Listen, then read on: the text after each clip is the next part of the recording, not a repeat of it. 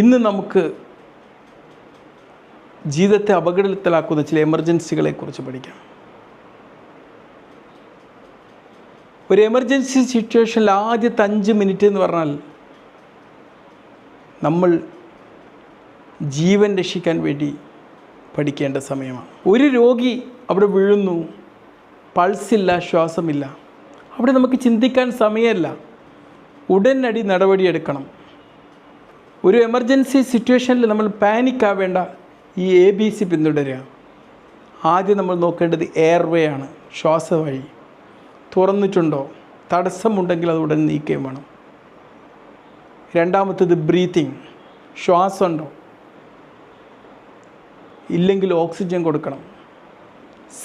Circulation, രക്തപ്രവാഹം, pulse പരിശോധിക്കുക, അല്ലെങ്കിൽ CPR ആരംഭിക്കുക. നമ്മുടെ ജീവിതത്തിൻ്റെ താക്കോലാണ് ഈ ABC എന്ന് പറഞ്ഞാൽ. എയർവേ ഇല്ലെങ്കിൽ നമുക്ക് ശ്വാസമല്ല, ശ്വാസം ഇല്ലെങ്കിൽ നമുക്ക് രക്തപ്രവാഹമല്ല, രക്തപ്രവാഹം ഇല്ലെങ്കിൽ നമുക്ക് നമ്മുടെ ജീവിതവുമില്ല. കാർഡിയാക് അറസ്റ്റ്, നമ്മളെ ഹൃദയം പൂർണ്ണമായി നിശ്ചലമാകുന്നൊരവസ്ഥ. പൾസില്ല, ഉടൻ CPR തുടങ്ങണം. ശക്തമായിട്ട് അമർത്തണം, വേഗത്തിൽ അമർത്തണം. 100 തൊട്ട് 120 പുഷിങ് വരെ മിനിറ്റിൽ. നെഞ്ചിനെ പൂർണ്ണമായിട്ടും ഉയരാൻ അനുവദിക്കണം. ഒരു നിന്നുപോയ എൻജിൻ വീണ്ടും സ്റ്റാർട്ട് ചെയ്യുന്നത് പോലെ അമർത്തണം. ഡീഫിബ്രിലേറ്റർ ഉപയോഗിക്കുക.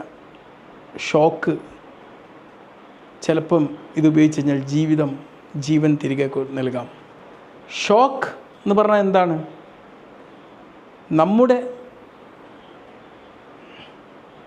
ശരീരത്തിന് ആവശ്യത്തിന് രക്തം കിട്ടാത്തൊരവസ്ഥയാണ്. ഈ ഒരു അവസ്ഥയെ കാണിക്കുന്ന ലക്ഷണങ്ങൾ എന്തൊക്കെയാണ്? ബ്ലഡ് പ്രഷർ, രക്തസമ്മർദ്ദം കുറയും, പൾസ് വേഗത്തിലാവും, തണുത്ത കാമിയായിട്ടുള്ള ചർമ്മമായിരിക്കും. എന്തൊക്കെ തരത്തിലുള്ള ഷോക്കുകൾ കാണാം?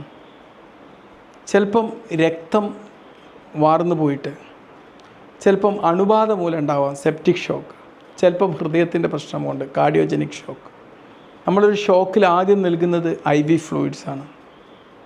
എന്നിട്ടാണ് അതിൻ്റെ കാരണം ചികിത്സിക്കുന്നത്. ഇപ്പോൾ ഒരു നെഞ്ചുവേദനയായിട്ട് പേഷ്യൻ്റ് വന്നു കഴിഞ്ഞാൽ ആദ്യം നമ്മൾ അറിയേണ്ടത് ഹൃദയാഘാതം ആണോ എന്നുള്ളതാണ്. ഉടൻ ചെയ്യേണ്ട കാര്യം എന്താണ്? ECG, ഓക്സിജൻ, ആസ്പിരിൻ നിരീക്ഷിക്കുക. സമയം എന്ന് പറഞ്ഞാൽ മസിലാണ്, ഹൃദയമാണ്. വൈകൽ എന്ന് പറഞ്ഞു കഴിഞ്ഞാൽ ലേറ്റ് ആവുക, ഡിലേ എന്ന് പറഞ്ഞാൽ ഡെത്താണ്. സ്ട്രോക്ക് നമ്മുടെ തലച്ചോറിൻ്റെ ഒരു എമർജൻസിയാണ്. ഇവിടെ നമുക്ക് സ്ട്രോക്കിൻ്റെ ലക്ഷണം കാണാൻ ഫാസ്റ്റ് എന്ന് പറഞ്ഞ മെത്തേഡ് ഉപയോഗിക്കാം. ഫാസ്റ്റിൽ F എന്ന് പറഞ്ഞാൽ ഫേഷ്യൽ ഡ്രൂപ്പിംഗ്, മുഖം ഡ്രൂപ്പ് ചെയ്യുക. A കൈകൾക്ക് ബലഹീനത അനുഭവപ്പെടുക. S സ്പീച്ച്, സംസാരത്തിൽ പ്രശ്നം ഉണ്ടാകുക. T ടൈം, സമയം. വേഗത്തിൽ ചികിത്സിച്ചാൽ തലച്ചോറ് രക്ഷിക്കാം. എമർജൻസിയിൽ ആദ്യം രോഗനിർണയം വേണ്ട, ആദ്യം ജീവൻ രക്ഷിക്കുക, പിന്നെ രോഗനിർണയം കണ്ടെത്തുക.